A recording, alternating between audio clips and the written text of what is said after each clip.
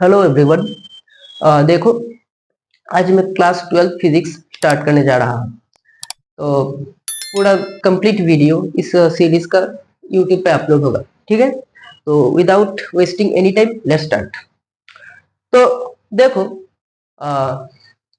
First chapter में हम क्या पढ़ेंगे? इलेक्ट्रोस्टैटिक्स, ठीक है। अगर मैं फर्स्ट वॉल्यूम की बात करता हूँ क्लास 12 की, तो फर्स्ट क्या पढ़ेंगे? Electrostat, magnetostat, current, electricity, electromagnetic induction, AC current and electromagnetic waves, ठीक है। And all of this are related to the state of charge particle.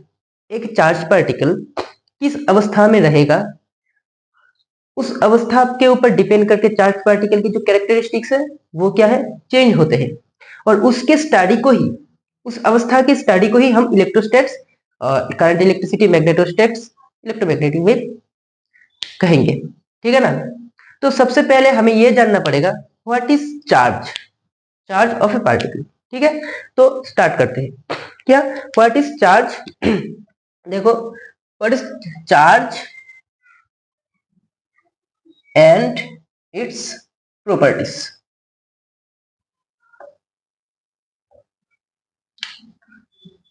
Charge क्या है? देखो, कॉपी में नोट कर लेना, ठीक है ना। मैं जो जो लिख रहा हूं तो इजी होगा। चार्ज क्या है? देखो, charge is an intrinsic property of a material. Charge is an intrinsic property of a material due to which it experiences a force when placed in electric or magnetic field, ठीक है ना। तो क्या है charge? Charge material की एक property होते हैं जिसके वजह से कोई किसी भी मटेरियल इलेक्ट्रिक और मैग्नेटिक फील्ड में अगर प्लेस करेंगे तो वो एक फोर्स एक्सपीरियंस करते हैं, ठीक है ना। अच्छा, और प्रॉपर्टीज क्या होते हैं चार्ज के? चार्जेस के प्रॉपर्टीज क्या होते हैं? पहला तो बोला क्या मैंने? Charge is an intrinsic property of a material. अच्छा, दूसरा जो प्रॉपर्टी है वो है एडिटिव प्रॉपर्टी चार्ज का, ठीक है। एडिटिव प्रॉपर्टी, एडिटिव, ये क्या है? एडिटिव प्रॉपर्टी क्या है? Additive property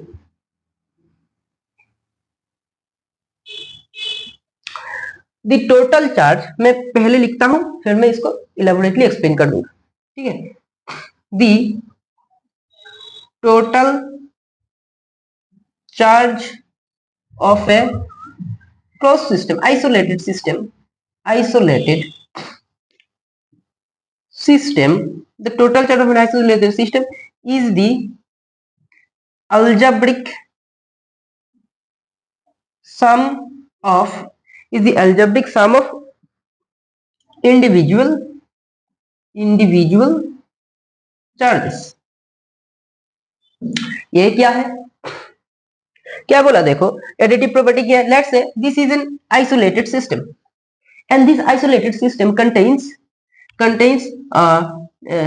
contains three bodies, A, B and C. Body A, B and C. This body has plus 12 coulomb charge. This body has minus 10 coulomb charge. This body has plus 12 coulomb charge. Then what is the total charges of this isolated system? मैंने क्या बोला? the total charges of the isolated system is the algebraic sum of the individual charges। तो total charge कितना हो जाएगा? Total charge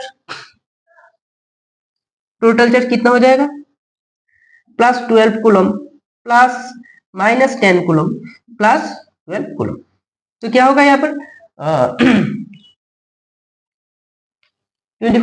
14 coulomb charge plus, ठीक है ना। तो this is the first property of electronic charges, ठीक है। और क्या क्या प्रॉपर्टी फॉलो करते हैं चार्जेस? मैं ये रब कर देता हूं। प्रॉपर्टी नंबर टू है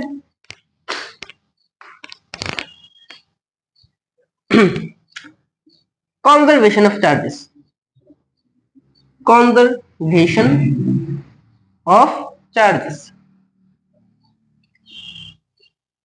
conservation of charges क्या है? conservation of charges क्या है बोलो? charge can not be created, can neither be destroyed, ठीक है? the total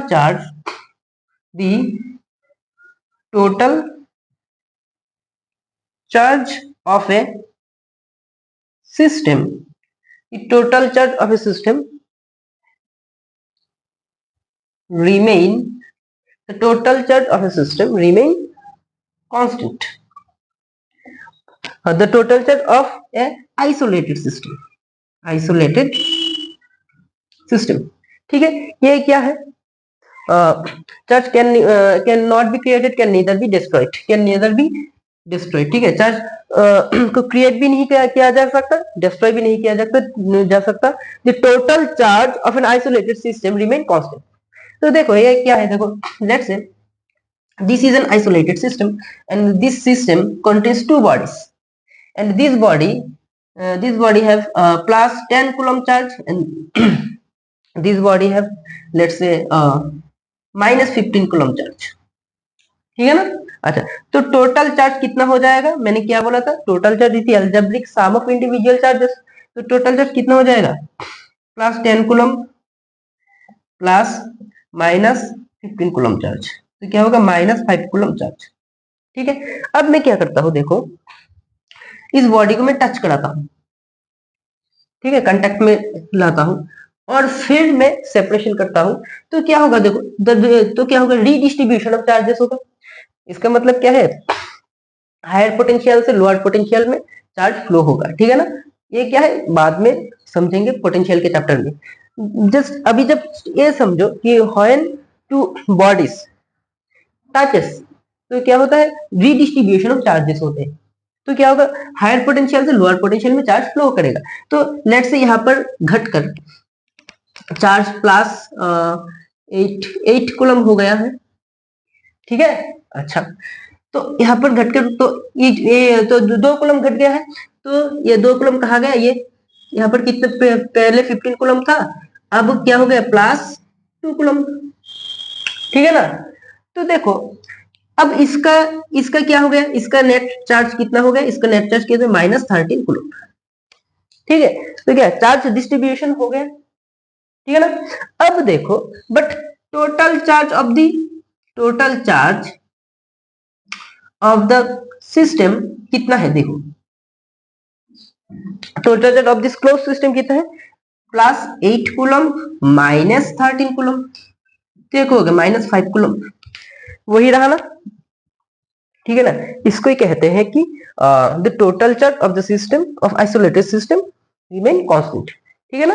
अच्छा, देखो नेक्स्ट प्रॉपर्टी क्या है? नेक्स्ट प्रॉपर्टी है quantization of charges, quantization of charges,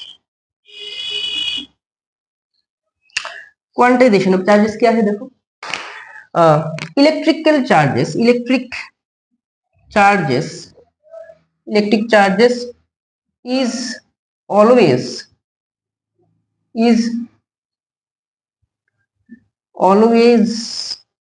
electric charges is always an integral multiple of smallest charge, it's called electronic charges,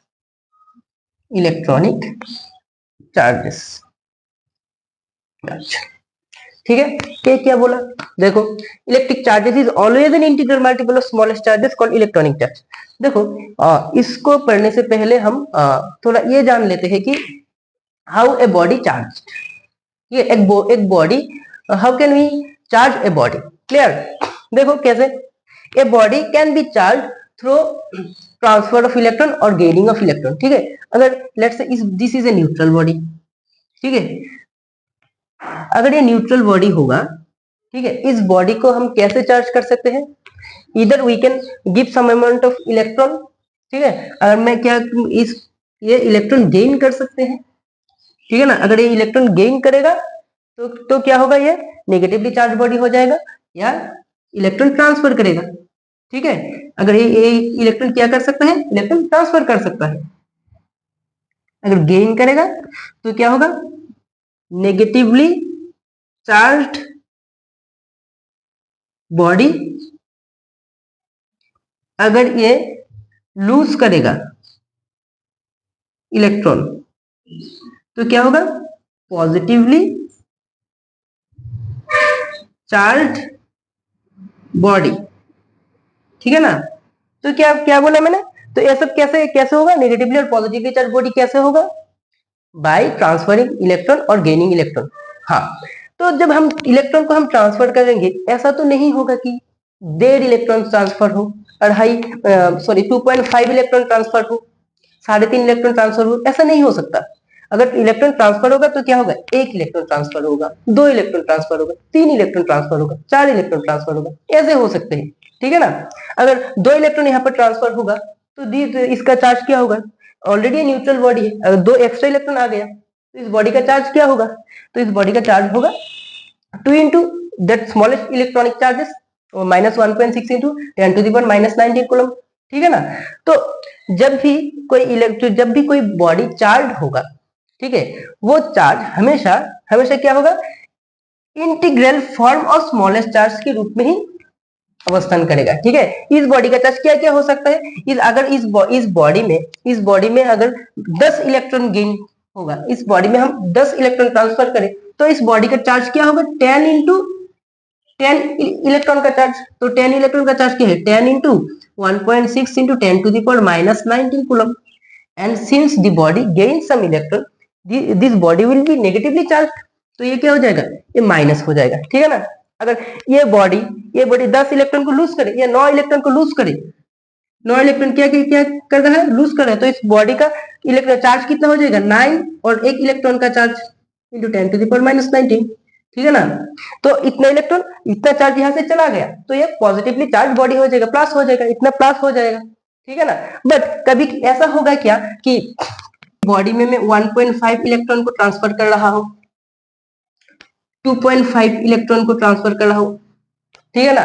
तो अगर ऐसा होता 1.5 इलेक्ट्रॉन को ट्रांसफर किया होता तो कितना चार्ज होता, 1.6 into 10⁻⁻19, इधर पॉजिटिव और नेगेटिव, ठीक है ना। तो इतना charge, this amount of charge does not exist in the universe, ठीक है ना, क्योंकि हम जब इलेक्ट्रॉन को ट्रांसफर करते हैं तो फ्रैक्शन में नहीं होता इलेक्ट्रॉन को हम तोड़ नहीं सकते, ठीक है ना।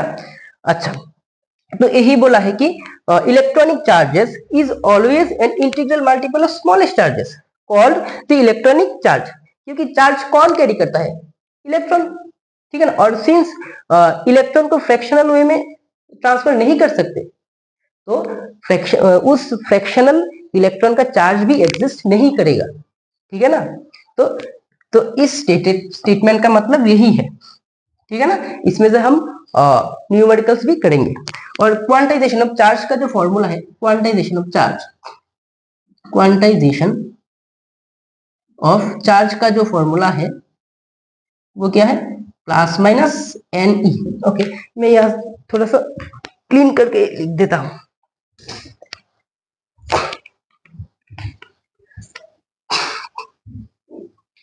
क्लीन करके लिख देता हूं, क्या है, क्यू, क्वांटाइजेशन ऑफ चार्ज का क्या formula, Q equal to plus minus N E.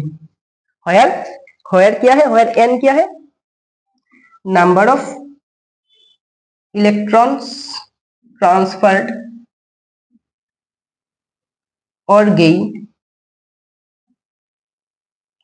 और ई क्या है, इलेक्ट्रॉनिक चार्ज क्या, -1.6 into 10⁻⁻19 कूलम। और क्या है, क्यू क्या है, Q is the total charge of the body, Q क्या है बोलो, total charge of the body. ठीक है ना। यहां से क्वेश्चन आ सकते हैं, अच्छे क्वेश्चन आ सकते हैं बोर्ड में, जैसे कि एक चार्ज दे देगा, बोलेगा कि इतना चार्ज हो सकता है क्या। ठीक है ना, न्यूमेरिकल्स यहां से करेंगे। तो this is the quantization of charges for you. Clear? Okay. Next जो प्रॉपर्टी है, नेक्स्ट प्रॉपर्टी क्या है? Association with mass. Association with mass, association with mass, ये क्या है बोलो? charges always associated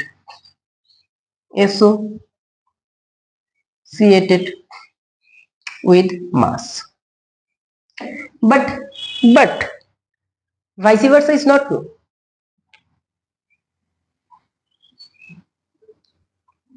Vice versa is not true.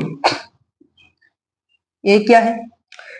अगर किसी बॉडी का चार्ज होगा, ठीक है ना, तो उस बॉडी का मास भी होगा। ठीक है ना। अगर बॉडी का मास होगा तो चार्ज होगा, ऐसा हमेशा नहीं होगा। ठीक है ना। फॉर एन एग्जाम्पल में क्या दूं? देखो, लेट एग्जाम्पल क्या दूं? न्यूट्रॉन। ठीक है, न्यूट्रॉन हैज मास,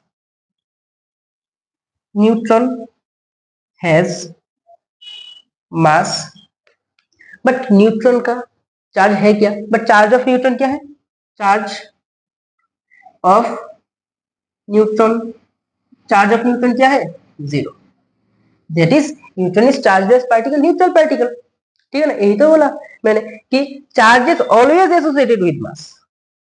समझो मेरा स्टेटमेंट क्या बोला मैंने, समझो। अगर किसी बॉडी में चार्ज होगा, तो उस बॉडी में मास भी होगा। बट अगर बॉडी में मास होगा तो चार्ज होना जरूरी नहीं है, क्योंकि यहाँ पर न्यूट्रॉन का तो मास है, बट न्यूट्रॉन में चार्ज नहीं है। क्लियर? ओके। अगर कुछ किसी बॉडी का मास 0 होगा तो बॉडी का चार्ज भी 0 होगा। ठीक है। तो मेन इंपॉर्टेंट कंडीशन क्या है? अगर किसी बॉडी में चार्ज होगा तो बॉडी में मास भी होगा। अगर बॉडी में मास होगा तो चार्ज होना जरूरी नहीं है, चार्ज नहीं भी हो सकता है। और मास ही नहीं होगा तो चार्ज भी नहीं होगा। क्लियर? For example photon. ठीक है, तो मास ऑफ फोटोन क्या है? मास ऑफ फोटोन क्या है? 0। और चार्ज ऑफ फोटोन क्या है? चार्ज ऑफ फोटोन क्या है? ऑल्सो 0। ठीक है, ये अच्छी तरह से याद रखना। और हाँ, यहाँ पर मैं और कुछ एक्सप्लेन करना चाहता हूँ फोटोन के बारे में। फोटोन का जो मास 0 है, मैं वो रेस्ट मास की बात कर रहा हूँ। What is rest mass? When a particle, the velocity of a particle is 0 at that particular time, the mass of the particle is called rest mass. ठीक है ना। बट याद रखना, फोटोन का रेस्ट मास 0 होते हैं, बट मूविंग मास होते हैं। When a photon approaches velocity of light, what is the velocity of photon? Velocity of photon is this velocity of light. ठीक है ना। अच्छा, तो फोटोन का मोमेंटम होते हैं, फोटोन का रेस्ट मास 0 होते हैं, बट फोटोन का मोमेंटम होते हैं। ये याद रखना। ठीक है, ये सब हम पढ़ेंगे हाई स्टैंडर्ड में जाके पढ़ेंगे बीएससी में। ठीक है। अच्छा, तो नेक्स्ट क्या है? देखो, नेक्स्ट जो प्रॉपर्टी है, नेक्स्ट प्रॉपर्टी है क्या? Invariance of charges. Invariance of charges,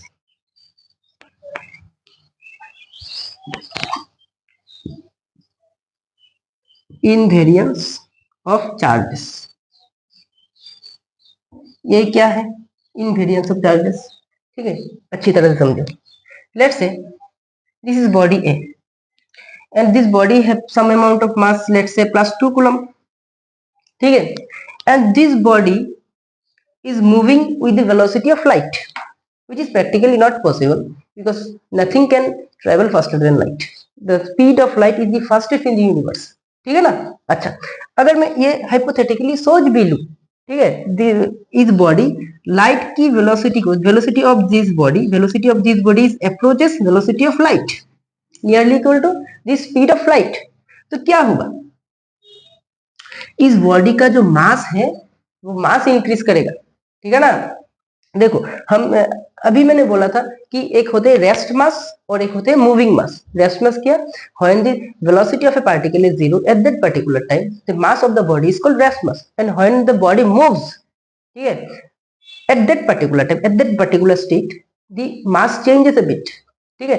तो उस पर्टिकुलर टाइम में उस बॉडी का जो वेलोसिटी होगा, उस बॉडी का जो मास होगा उसको हम मूविंग मास कहेंगे, ठीक है। हम जनरली हम रोज कितने के पार्टिकल हैं, ठीक है ना, जैसे कि एक पार्टिकल 100 किलोमीटर पर सेकेंड से मूव कर रहा है, ठीक है। सर ये तो बहुत ज्यादा ही बोल गए, तो हो ही नहीं सकता। 100 किलोमीटर पर आवर से भाग रहा है किसी बॉडी, वहां पर ये इफेक्ट नहीं करेगा। ये हाई स्पीड जब कोई सी वेलोसिटी लाइट की वेलोसिटी से अप्रोच करेगा तब वो मैटर करेगा, ठीक है ना। अच्छा, मैं तब की बात कर रहा हूं। तो क्या है, देखो क्या बोला मैंने, when a particle approaches velocity of light it mass increases, ठीक है। एक फॉर्मूला है m is equal to m not root over of 1 minus b square by c square, ठीक है। इस फॉर्मूला अप्लाई करोगे तो देखोगे कि इसका जो मूविंग मास है वो क्या होगा, वो थोड़ा सा बढ़ जाता है, ठीक है ना। तो तब भी इसका जो चार्ज होगा वो चार्ज सेम ही रहेगा। This is the invariance of charges, clear, ठीक है। अच्छा, तो समझ में आया ना ये। तो चार्ज एंड इस प्रॉपर्टीज में इतना ही है, इतनी अच्छी तरह से हमको कॉपी में नोट करना अच्छी तरह से, ठीक है। नेक्स्ट जो हम पढ़ेंगे वो पढ़ेंगे method of charging, clear, okay.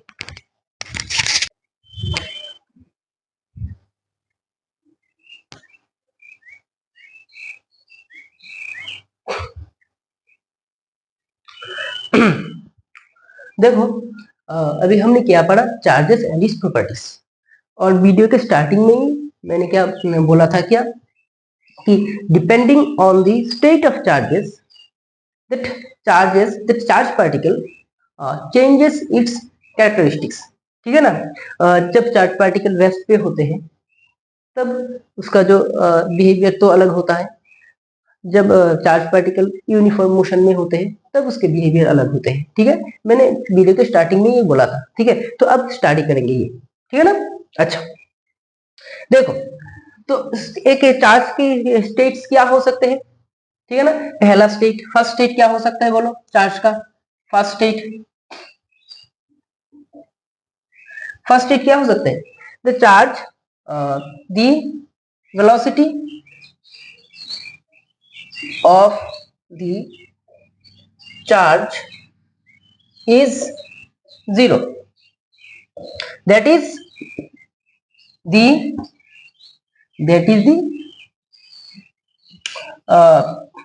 क्या है, charge is at rest, that is the charge is at rest position, ठीक है ना। v is equal to 0। अगर ये एक चार्ज रेस्ट पे होते हैं तो क्या होते हैं, इट क्रिएट्स ए स्टैटिक और time independent electric field around it, ठीक है ना।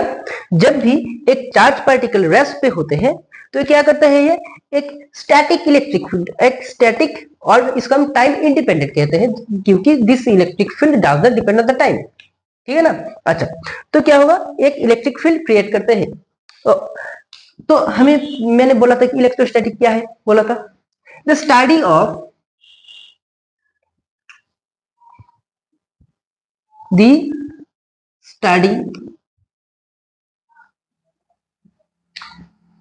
Study of charge particle when it is at rest is called electrostatics. Electrostatics, अब समझ में आया इलेक्ट्रोस्टैटिक्स में हम क्या पढ़ेंगे, ठीक है ना। इलेक्ट्रोस्टैटिक्स में क्या होगा, एक चार्ज रेस्ट पे होगा। अगर एक चार्ज रेस्ट पे होगा तो क्या करेगा वो चार्ज, एक स्टैटिक इलेक्ट्रिक फील्ड क्रिएट करेगा, ठीक है। Static electric field means time independent electric field, ठीक है। वो इलेक्ट्रिक फील्ड टाइम के रिस्पेक्ट में वेरी नहीं होगा। तो तब जब हम पढ़ेंगे उस पोजीशन को, उस स्टेट को जब हम स्टडी करेंगे, उसको हम क्या कहते हैं, इलेक्ट्रोस्टैटिक्स, ठीक है ना। हाँ, टाइम डिपेंडेंट इलेक्ट्रिक फील्ड भी हो सकता है, वो कब होगा बाद में देखेंगे, तब चार्ज के जो स्टेट है वो भी चेंज हो जाएगा। Clear, okay. देखो नेक्स्ट क्या है, नेक्स्ट क्या है, सेकंड स्टेट। सेकंड स्टेट क्या है, सेकंड स्टेट क्या हो सकते हैं, the velocity of the particle is uniform when the velocity of the particle is uniform क्या है, that means the charge particle moves with constant velocity, ठीक है ना। अगर किसी पार्टिकल कांस्टेंट वेलोसिटी से मूव करेगा तो क्या होगा, that is the acceleration of the charge particle is zero, ठीक है ना। अच्छा, तो देखो क्या होगा, एक्सेलरेशन अगर चार्ज पार्टिकल जीरो होगा तो velocity not equal to zero, velocity क्या है, कांस्टेंट, तो बट एक्सेलरेशन क्या होगा, जीरो। तब क्या होगा, देखो तब क्या होगा, इट प्रोड्यूस ए स्टेडी और time independent current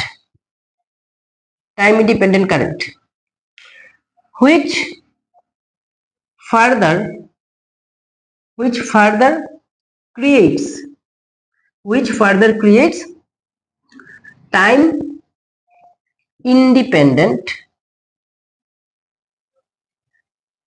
magnetic field। अब समझ में आया ना कैसे चेंज हो रहा है जो कैरेक्टरिस्टिक्स, ठीक है ना। जब that charge particle moves with acceleration, ठीक है ना, तब क्या होगा, इसको ही हम क्या कहेंगे, करंट कहेंगे, स्टेडी करंट मींस जो टाइम के ऊपर डिपेंड नहीं करेगा, ठीक है ना। That current does not depend on the time and there should not accumulation of charges, ठीक है ना। वो चार्ज कंटिन्यूअसली फ्लो होता रहेगा, ठीक है ना। अगर यहाँ पर किसी भी पार्ट पर चार्ज जमा नहीं हो सकता, ठीक है ना। The flow of charge should be uniform. तो यार, तो तब क्या होगा, इसको हम क्या कहेंगे, स्टेडी करंट। हम जो करंट इलेक्ट्रिसिटी पढ़ते हैं वो क्या है, स्टेडी करंट पढ़ते हैं, ठीक है ना, डीसी। Clear, okay. देखो तो उस करंट, ठीक है ना, जब स्टेडी करंट क्रिएट होगा, उस स्टेडी करंट एक मैग्नेटिक फील्ड का जन्म देगा, ठीक है ना। That steady current creates or produce a magnetic field and the study of that magnetic field is called magnetostatics। लिख लेना।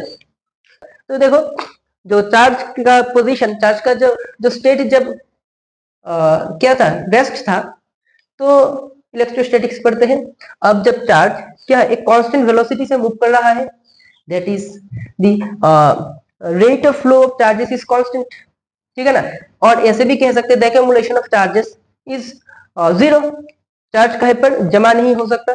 तब क्या होते हैं, स्टेडी करंट को प्रोड्यूस करते हैं, इसको हम करंट कहते हैं, स्टेडी करंट। और that steady current further produce static magnetic field means time independent magnetic field. Static electric field means static magnetic field creates time independent magnetic field, और इसको ही हम क्या कहते हैं, स्टैटिक मैग्नेटिक फील्ड, ठीक है। तो I is not the function of, is direct function of T, ठीक है।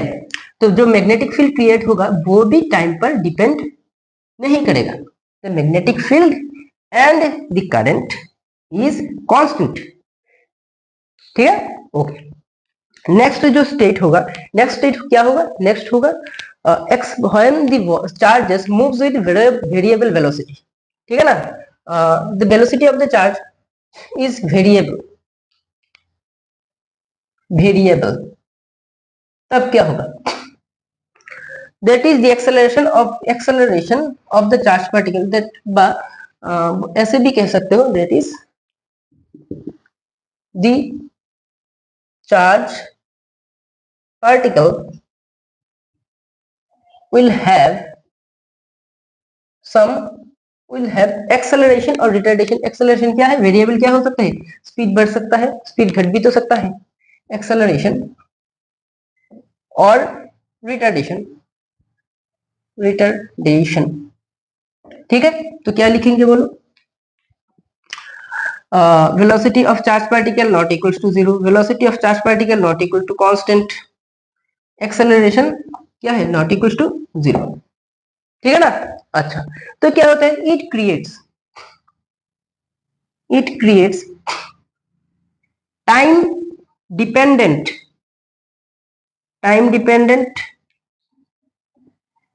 electric field and time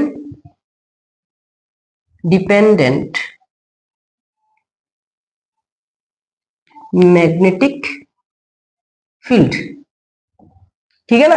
अच्छा, तो क्या होता है, इसको हम कहते हैं इलेक्ट्रोमैग्नेटिक वेव, ठीक है ना। These are self creating field, ठीक है। The change of electric field creates the magnetic field both in perpendicular direction, ठीक है ना। तो इसको हम पढ़ेंगे, इस वॉल्यूम के लास्ट में पढ़ेंगे, इलेक्ट्रोमैग्नेटिक वेव जब पढ़ेंगे तब ये आएगा। When the charge particle moves with acceleration, इसके पहले में लास्ट में जो प्रॉपर्टी में क्या लिखाया था कि moving charge particle radiates energy in the form of electromagnetic radiation, ठीक है ना। जो टाइम डिपेंडेंट इलेक्ट्रिक फील्ड और मैग्नेटिक फील्ड है, इसको हम क्या कहते हैं, इलेक्ट्रोमैग्नेटिक वेव, और यही रेडिएशन है, ठीक है ना। जो electromagnetic wave, example of electromagnetic wave क्या है, लाइट इज आल्सो रेडिएशन, ठीक है ना। अच्छा, these are self creating field, ठीक है ना। और कुछ लिख लो, तो change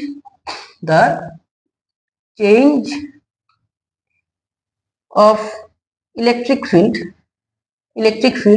with respect to time creates magnetic field, and the vice versa is also true. The change of magnetic field with respect to time and space creates electric field, and vice versa is also true. This is electromagnetic wave,